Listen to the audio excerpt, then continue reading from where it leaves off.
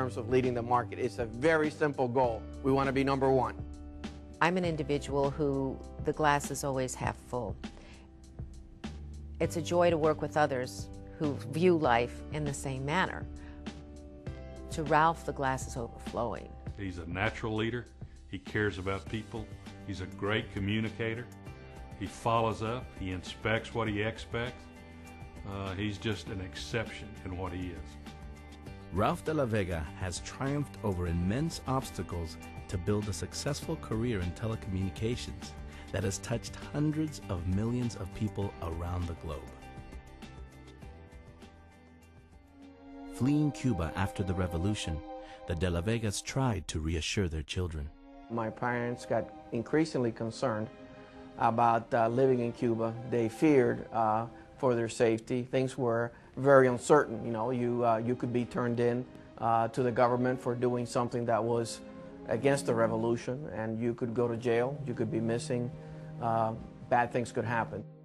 It was a mad rush at that time for parents in Cuba to get their young children out of the country, especially boys. It was frightening enough that they thought that as a family we were all coming to a foreign country where we didn't know the language, and then at the last minute at the airport to be pulled back because of some red tape and be told that only Ralph was able to leave at that time. And so they had, I think, was 5 or 10 minutes to decide, what do you want to do? And, you know, I guess that was the biggest decision of their life. But they played it down. They thought it would only be a few days. At 10 years old, Ralph de la Vega stepped off a plane from Cuba, alone and scared. The separation was to last only 4 days. It lasted 4 years. There was just a sadness that I could see in my mom's, you know, eyes all the time, and to this day I just don't forget that. I'm sorry.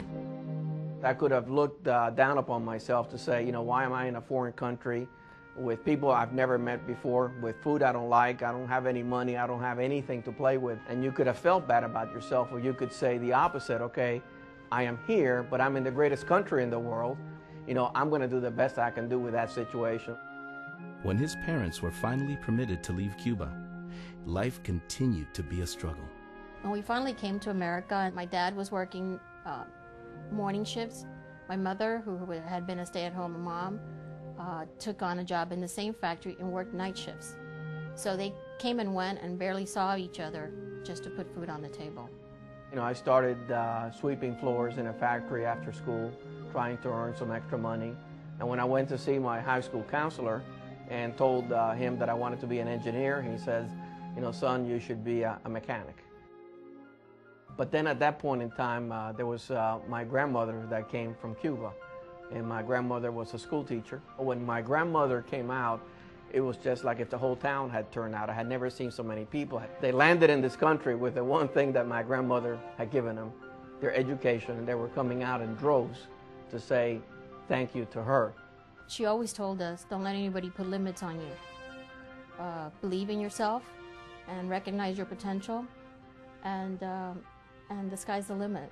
Ralph's grandmother challenged him to be the engineer he wanted to be. After college, Ralph embarked on his telecommunications career. He has demonstrated over and over again that he's indeed a leader, that he understands how to get an organization together and to get them around a particular set of objectives. But in every step along the way, he has always persevered and has always stayed with the task until it was accomplished. Bell South faced a tremendous challenge with the onset of broadband. Cable was a tremendous threat. The industry analysts had told us that we were not going to do very well. And nothing gets me more charged up than somebody telling me that there's something that's impossible for me to do. I refused to accept it. When I said, we've got to come up with a different answer. And sure enough, they came back and they said, I think we can adjust the existing technology that we have so that the technology we had, instead of being a detriment, became an enabler of us being able to roll out broadband even faster than our competitors. When you look in the rearview mirror, it was done extremely well. We built a business, we were able to maintain share, we were able to present a very competitive product in the marketplace, one in which customers ultimately became quite satisfied with and use today. His next challenge came in South America. When I was approached by Dwayne Ackerman at the time and told to take over Latin America, who was in trouble, that region was in trouble, and I said I'll be glad to do it because I think that's a great opportunity. All my friends called me and said, "What did you do wrong to deserve this?" You know, they thought it was a problem, and here I am thinking it was an opportunity. The only way to turn it around was to get the leadership team to help me craft a new vision for the organization. And eventually we did come together realizing that we couldn't win by each country trying to go to war or go to the marketplace as competitive as it was as one individual country. We had to go as 11 countries, and then we would have a chance to win.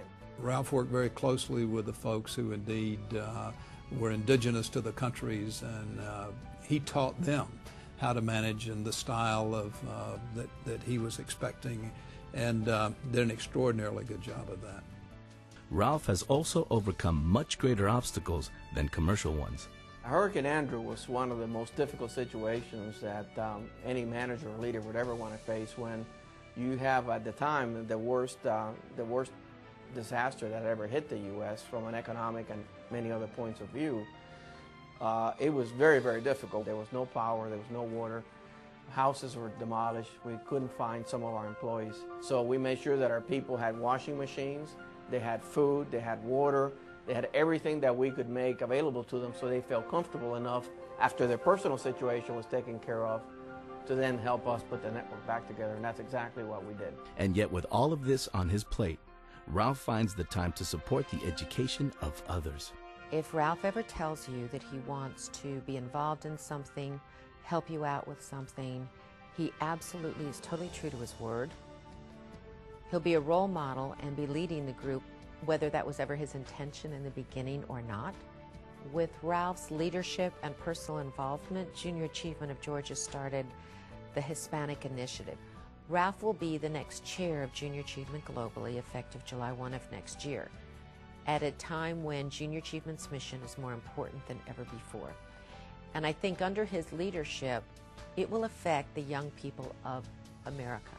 Ralph points to the merger of Cingular and AT&T Wireless as one of the crowning achievements of his career. The merger of Cingular Wireless and AT&T Wireless at the time was the largest all-cash merger in the history of the U.S., $41 billion in cash. We did things that people said could not be done, and we would not have done that without Ralph's leadership. They had only 19 days to launch the new company for the holiday selling period. November the 15th, we opened up as a new company of 60,000 people that 19 days before had never even talked to each other. We gained 1.4 million new customers and set a new sales record in the industry. And the iPhone joint venture with Apple has altered global communications.